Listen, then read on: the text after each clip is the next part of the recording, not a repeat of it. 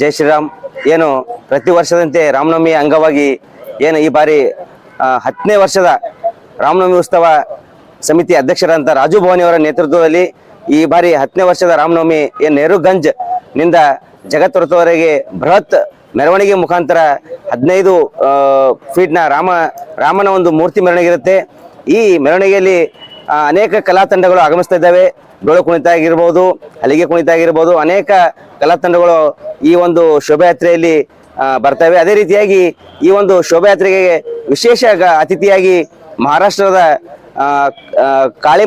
ಕಾಳಿಮಠದ ಕಾಳಿಚರಣ ಸ್ವಾಮೀಜಿಯವರು, ಅದೇ ರೀತಿಯಾಗಿ ಏನು ತುಳಜಾ ಅಂಬಾಭವನಿಯ ಮಠಾಧೀಶರಾದಂಥ ಪೀಠಾಧಿಪತಿಗಳು ಕೂಡ ಈ ಒಂದು ಮೆರವಣಿಗೆಯಲ್ಲಿ ಬರ್ತಾ ಇದ್ದಾರೆ.